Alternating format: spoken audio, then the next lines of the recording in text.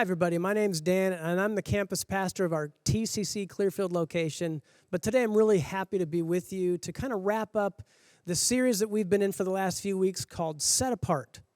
Don't be different alone. Now, I want to kick off this final sort of part of this series by asking a few rhetorical questions. Now, these are real questions. I want you to think about real answers in your mind and in your heart as I ask them. I just don't want you to answer them out loud. That's what the rhetorical sense is. So the first question is, what are you against? I'm just curious. What are you against? Now, I'm not going to give you any samples or a list of things because I don't want to influence your thinking on this. But I want you to think about what it is that you are against. Now, what you're against likely is different from other people, what they're against. But my guess is there are other people who are against some of the same things that you are, and so you're not alone in the things that you are personally against.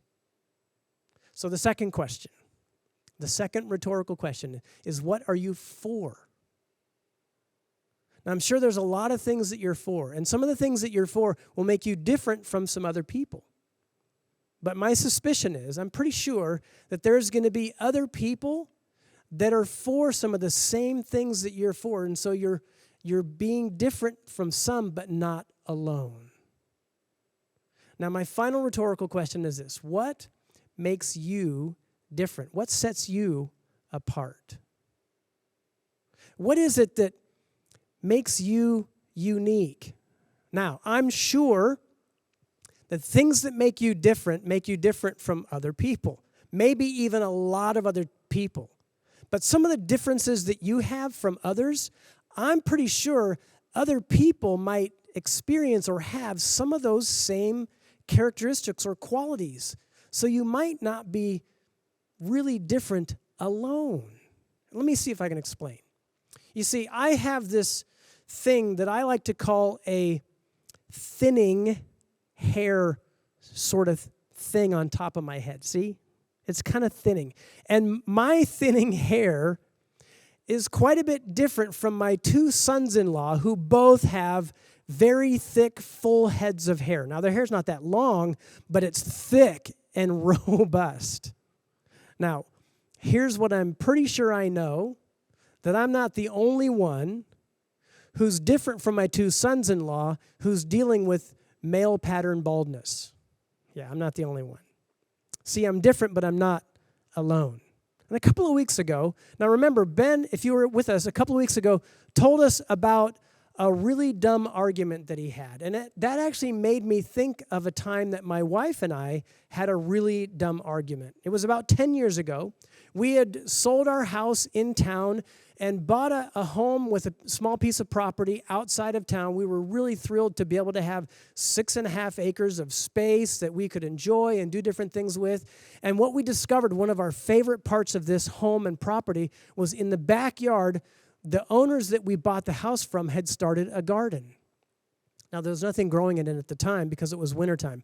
But we were really excited because my wife and I both have come from families with a background in gardening, vegetable gardens and fruits and fruit trees and things like that. So we were excited. In the springtime, I bought a new rototiller. Now, it was not a really nice rototiller. The really good ones have the tines in the rear, and when you work them, they're easier to maneuver and work. And now I have a rototiller that actually hooks to the back of my tractor, and I just kind of sit there and hum. It's really awesome. It's zero work for me, but this first rototiller, it beat the daylights out of me. It was just rough on me. And so my wife and I, their very first spring, were out there in the garden. The kids were inside just messing around. And we started rototilling the garden, and it was beating the daylights out of me. And I would till a section, and she would plant. And I left the thing running because I just didn't want to shut it down. And so we started arguing about where we were going to plant next and what we were going to plant. Now, this was a very dumb argument because we were simply both trying to get the other person to make a decision, and we didn't understand what we were saying. You see, I wanted her to tell me where to go till next so she could plant, And she wanted me to go till so she could decide what to plant. And the rototiller was running, and so it was really loud, and we were shouting at the top of our lungs on this piece of property outside of town and trying to figure out what we were going to do next. And my kids inside were really concerned because they heard the shouting and the arguing, and they thought our marriage was just blowing up. It wasn't. We really weren't mad. We were just exasperated. And it was really a stupid, silly, dumb argument. And we worked it out. Everything was fine, and our garden struggled for a few years because we had a lot of lessons to learn. The point is, it was a dumb argument, just like Ben's dumb argument. And we all have, at one point or another in our lives, maybe over a different subject, but dumb arguments, don't we? So we're not alone in our dumb arguments. Different reasons, but not alone. Well, we're going to look at a letter, a portion of a letter, written by Peter. Peter, well, he was one of the closest followers and friends of Jesus Christ when Jesus was here on this earth. He was an apostle. And right at the end of Jesus' life, just before he was crucified, Peter denied even being his friend. In fact, he denied even knowing him, broke Jesus' heart, and crushed his own spirit. What Peter didn't know was 3 days later, Jesus would raise from the dead, and he would seek Peter out, reconcile a relationship with Peter, and then give Peter some important assignments in his kingdom work. And Peter wrote this letter to the church, actually, to these people who were following Jesus. He wrote this letter. They were discouraged, and he was trying to encourage them and give them some instruction. In fact, he gave us some expectations. You see, this is written to the church, which is you and me too, if we're followers of Jesus. And these expectations, well, they're real and they're for you and I. But if you're not a follower of Jesus, if you're not a part of his church yet, even if you're just kind of curious and seeking and wondering, these expectations are not for you. But here's the thing. I think you'll find them valuable and meaningful because, well, I just think it's a better way for us to live. So let's take a look at what Peter had to say in this portion of his letter in chapter 4, beginning at verse 7. The end of all things is near. Now I'm going to pause right here for just a moment. Because, see, there's a lot of conversation around what Peter meant by this. The end of all things is near. That's a really big opening statement in a short paragraph.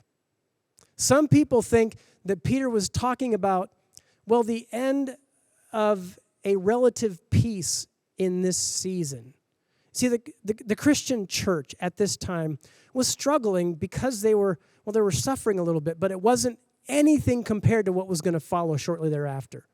Like, it was epic and it was horrific at the hands of the Roman government. Things were done to these followers of Jesus that I can't and won't even say in a public setting. It was awful. So some people think that Peter was referring to the end of relative peace as they understood it. Others think he was talking about the end of a period of time, an end of an age. It was coming to an end near, soon. Others believe that Peter was talking about the end of the world as we know it, the end of life as we know it here in this world. Well, this word end, the original language, the word is telos. And that word really means, in context here, completion or to complete. You see, it's important for us to know that something can be completed without stopping or ending. And something can be stopped without being complete. Let me see if I can illustrate that. At Clearfield on our campus, we're actually doing some renovations at our building. And so we're under construction. But it's incomplete. It's not completed yet. Here's the thing. We could stop construction at any time. Even though it's incomplete, we could stop the construction. Now, we won't, but we could, even though it would be incomplete. And the reverse is true. You can complete something without stopping. Jesus, in his death, burial, and resurrection, he actually completed or fulfilled the law.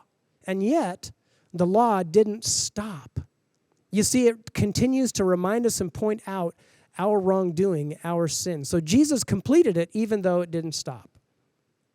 Now, If Peter was talking about something ending soon or near, think about who God is.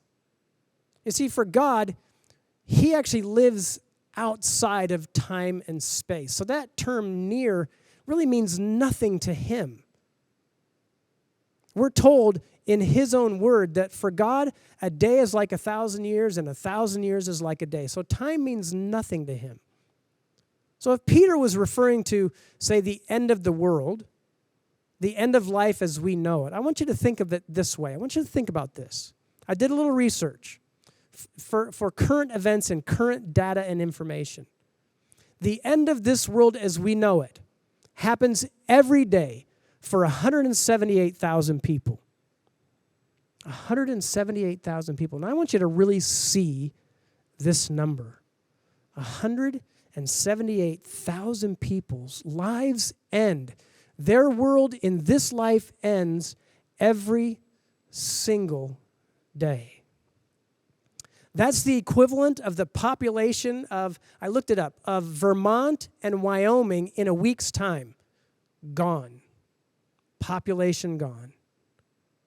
I researched countries around the world that are actually recognized as country.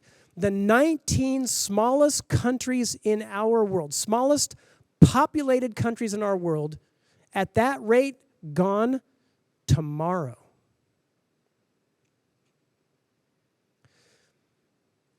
Really, it doesn't, it matters what Peter meant by the end of all things is near, but here's what matters more, what he said next. The end of all things is near, therefore, be alert and of sober mind so that you may pray. Now, here's what I want you to know about what Peter meant by this. What he meant was to be alert and to be sober-minded. In other words, be ready, be prepared, be attentive. Why? So that we can pray. So that we can pray. So you can pray for yourself. So you can pray for others. So you can pray for your loved ones, your coworkers, your relatives, your church family. So you can pray for healing. So you can pray for wisdom.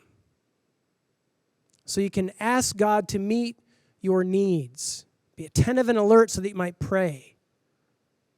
And prayer at its foundational value is that so you and I can be more intimately connected to and more deeply dependent upon the God who created us and loves us.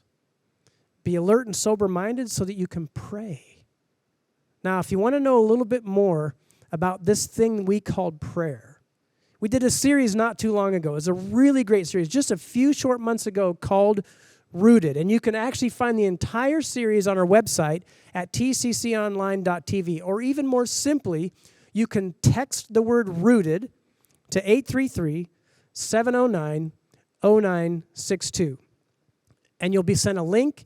You'll find the entire series there, and you can watch it at your leisure. In fact, we've actually put some great resources in there that are still there, that are available to you, so you can take your own journey of discovery on this thing we call prayer. Peter said the end of all things is near, so be alert, be sober-minded so that you may pray. This was the foundation for everything that he would say to follow. The foundation on which to build. Peter continues, above all, first and foremost, above all, at the top of the heap, the very most important thing, love each other deeply, because love covers over a multitude of sins. You know, love is a choice. Love is an attitude that we have toward each other. Love is action. Love is putting the needs of others before my own interests and desires. Love believes the best about people when I don't like or understand what they do or say. Love fills gaps. That's living differently. It was about 30 years ago. I was at a friend's house watching a football game. I was a student pastor at a church. It was my first pastoral experience. There was maybe 10 or 12 of us, and it was a group of us that just kind of enjoyed hanging out after church on a Sunday night or Monday night, watching football together. It was a really cool time spent together, and when the team won, we screamed and cheered, and when the team lost, we cried and wept and whined together. Well, there was one day. It was one Sunday afternoon. I remember it like it was yesterday, but I don't remember the particulars of the conversation. Because in this conversation, another family came up in the dialogue. Now, this other family wasn't a part of our friendship group. They weren't outcasts. They just weren't a part of the group. And in fact, their kid was in our student group. So I knew the family well. And their family came up in conversation, and people began to sort of poke fun at their expense to just have a laugh. And I remember feeling pretty uncomfortable. So much so that I spoke up. And I said, maybe we shouldn't be poking fun at their expense just so we can have a good laugh today. Crickets. I knew what people were thinking because of the way they were looking at me. They were thinking, who are you, Dan, holier than thou? Here's the thing. We just weren't acting lovingly toward this family. They weren't even there, but we weren't acting lovingly toward them. Now, before you get too wrapped up in, spiritual Dan, I've been on the other side of many of those conversations before and since. I'm human just like the next person. I just remember in that moment, it felt like we were being very unloving toward that family, even though they weren't there, and it just felt unkind, and I put a stop to it. When's the last time you put a stop to somebody being unloving in a gentle, kind way? I have some friends that, they're husband and wife who live in Clearfield. They're part of our Clearfield campus. They're good friends of mine, and I've asked their permission to share their story. Stu and Danny, they're great people, awesome people. I know their story. They've been married 10 years, and their marriage started out good but not great. See, they didn't know Jesus. They didn't have a foundation of faith. And it was a little bit of an interesting and somewhat rocky beginning, though they were having fun. But in just a couple of short years, kids come along, and they start drifting apart, to where they felt like they were just roommates living in the same house together. In fact, so much so that the wife, Danny, began to sort of calculate how she could leave and be able to take care of herself and her kids. Her husband was distant. She was feeling distant from him. They were both working, trying to make ends meet and struggling. She went away, called away for some work, away for a few days, and all the while, Stu had been, having conversations with a work acquaintance, someone who was sharing his faith with Stu, telling Stu about Jesus and how much Jesus meant to him. And Stu was struggling and just not having a good time with his life and not making great decisions. And he and Danny were getting distant, more distant, until finally, about the time Danny came back from this work trip, Stu gave his life to Jesus. He surrendered his life to Jesus. He didn't check Jesus out or take a taste. He gave his life to Jesus, and his life was different overnight, just like the flipping of a switch. And Danny noticed Stu was living differently. And she was convinced that he had met someone that was making him happy. He had a skip and a step. He was bubbly around the house. And she finally confronted him and said, Stu, what's going on? Who have you met? Have you met someone? Thinking he had met another woman. And Stu said, yeah, I have. His name is Jesus. Danny didn't see that coming.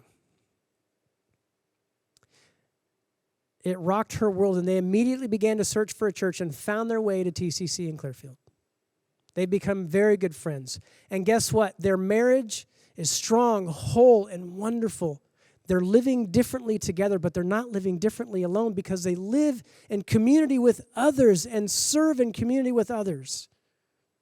You see, here at TCC, we believe so much in the value of loving each other deeply because that love covers over a multitude of sins. And guess what? Sin's going to happen because we're human. That we've worked hard to create environments where people can love each other deeply. And these environments are quite simply life groups and serve teams. Now, this is documented, studied, and proven that strong social connections are healthier for us human beings. It's healthier for us emotionally. And what I mean by that is strong, healthy social connections. There's less depression, less anxiety, less stress. And physically, it's better for us too. Less risk for cancer, less risk for heart disease, and my personal favorite, less risk for dementia. We're healthier when we're in healthy, strong social connections. Our life groups and our serve teams, yes, things get done. Tasks are performed. But more importantly than that, we're living and doing life and serving God's kingdom in community together, learning how to love each other, and how that love can cover over a multitude of sins. So I want you to know how you can connect to a life group or a serve group if you're not yet connected.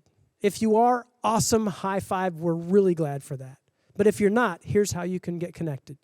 You simply text the word group or serve to 833-709-0962. That same number. And you'll be sent a link, follow the prompt, choose your campus, and follow the steps. And one of our team members will actually follow up with you and help you get connected to a life group or to a serve team. So important for you and I. So much so that it's more important even than our emotional, mental, and physical health. It's important for our spiritual health too, our spiritual growth. Peter's told us to love each other deeply because love covers over a multitude of sins. And then he finishes with something that sort of struck me as strange at the very beginning when I read it. He says, offer hospitality to one another without grumbling. And that struck me strange. Why would Peter go to such a specific expectation after he's given us the love each other deeply speech? What's so special about this? So I looked up this word hospitality, and the word hospitality actually means the act of treating strangers in a manner that is kind, friendly, and generous. It's an act in how we treat strangers, kindly, friendly, generously. And that word grumbling, well, it is what it sounds like. Grumble, grumble, grumble, grumble. Go ahead, say it with me. You can say it right where you are. Grumble, grumble, grumble, grumble, grumble, grumble. It's just this sort of whiny, under the breath kind of complaining, griping, pity party kind of thing. Grumble, grumble, grumble. Peter said, love each other or offer hospitality to one another without grumbling. And I wondered, why would he say that to those of us who are part of the church? And it occurred to me. See, I think we have a tendency as human beings. We treat a stranger, especially if we want to put our best foot forward, right? We treat a stranger with kind, friendly generosity because we want them to think well of us. We want them to feel welcomed or warmly accepted, right? But the people that we love the most, the people that we're closest to, we become real and raw with. And honestly, we ought to have relationships strong enough that they can handle real and raw. But here's the thing. Real and raw, when it's rude and inhospitable, is not okay. It's just not. Peter said, offer hospitality to one another. Hospitality without grumbling.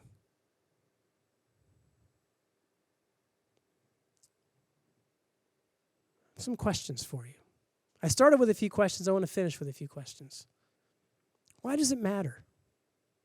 Why is it so important that we love each other deeply so love can cover over a multitude of sins?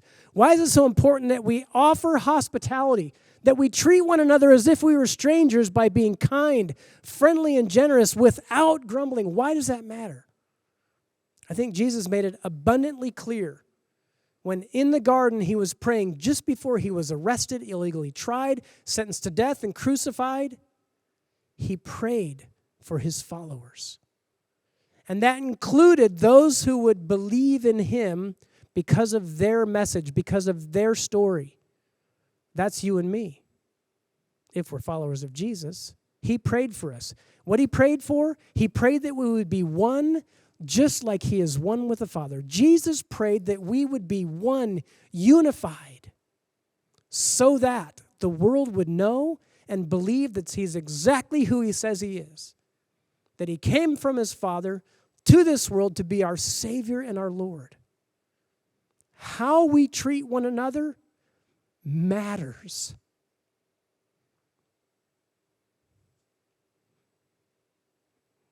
So let me ask you, when your life comes to an end, when this world is over for you, what will be your achievements in this life? What will you have accomplished and succeeded? Who will remember you and for what? And does that even matter? You see, the older I get, and some of you might be thinking, well, Dan, you're not that old. Well, okay, thanks. But here's the thing. The people that know me know, yeah, I am. My circle of people that I'm closest to, there's more people younger than me than there are people older than me. I've been around a while. Here's the thing. The older I get, the less I care about my own accomplishments. The less I care about my achievements. Now, it's not that I don't try to accomplish things and want to succeed. What matters to me is that people don't, I don't care if people remember them from me. I don't care if people remember my accomplishments. That doesn't matter nearly as much as it used to. What matters more to me is that they remember Jesus. Only Jesus. He's the one that can give us the strength. He's the one that can give us the power, the gumption to love each other deeply. He is the only one that can enable us to offer hospitality without grumbling, even when we don't feel like it. Will people remember you? Or will they remember the Jesus in you? So over the last few weeks, you've been given some great insights around who we are set apart to be and what we are set apart to do. Let's get going. Let's be different. Let's live differently, and let's do so together. Let's be different together. Would you bow with me? Father in heaven, we're so grateful for people like the Apostle Peter, who wrote this letter, this short paragraph to give us such important insights and expectations. I pray, God, that you will give us the strength, the courage to remember the grace that you've given to us, the love that you've extended to us, the hospitality that you've treated us so kindly and generously, that we might in turn treat one another in that same way, that we might love one another so deeply that that love will cover over the multitude of our humanity and our sins. And God, I pray that this would happen within your church so that people outside would know who you are, believe you, and remember only Jesus.